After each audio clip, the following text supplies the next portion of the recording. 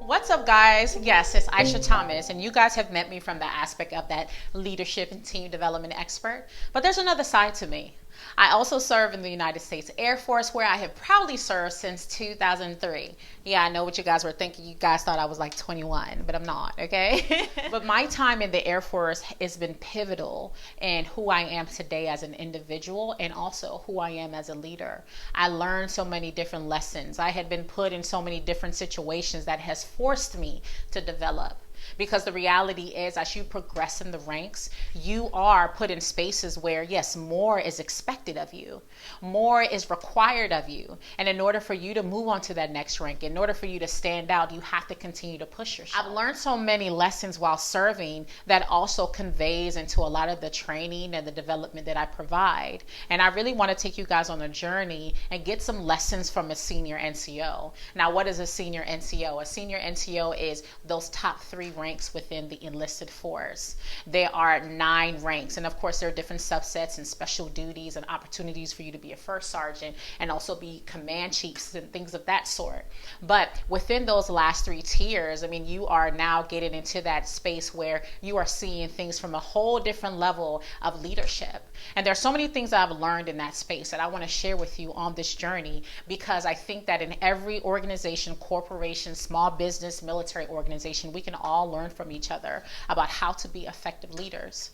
I remember when I first joined, I joined because I saw that there were benefits in regards to school and education. But when I got a basic training, what I didn't realize is that I was walking into a machine that was truly about that leadership development life. I mean, every tier, and just about as you're progressing in the ranks, you have to go through a level of leadership development training, from ALS, Airman Leadership School, to non-commissioned officer school, and then you leadership development, and you go through all these different kind of courses in order for it to prepare you as you're moving into certain ranks.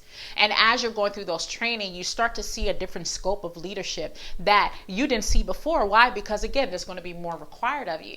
So when I joined the Air Force, I didn't recognize I was going into a space where it was really developing you to be in that role of a leader.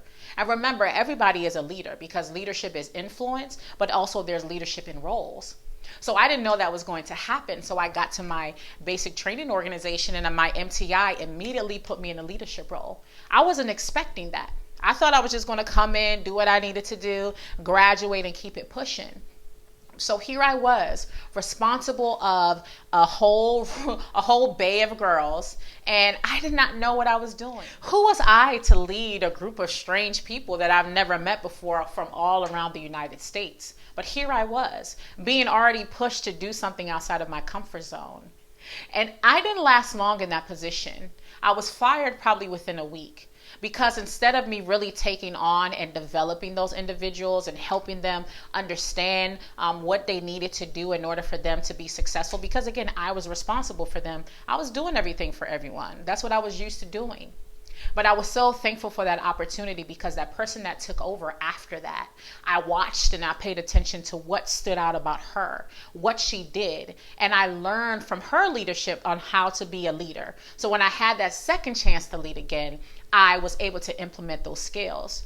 So that's one of the things I want you to recognize as leaders out there. When you enter and really start to decide that you want to navigate and be a part of an organization or a team, you really need to understand the roles and responsibilities that come with that.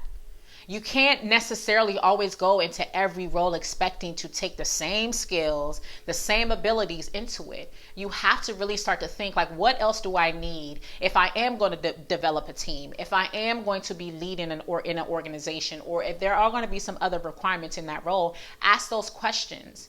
And although you might not be fully prepared for that, make sure you have the right kind of people around you that are going to help you develop in those areas. I didn't recognize that a leader came with so much. But as I learned, as I paid attention, as I learned from the ups and downs, and I'm going to share that journey with you guys, I started to really incorporate the lessons I learned to really help me get to the point to where I am now.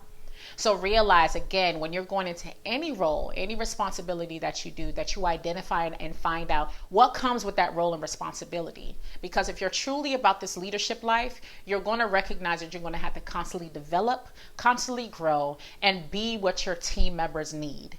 Everybody's needs are going to be different, but essentially you're at the service of that team.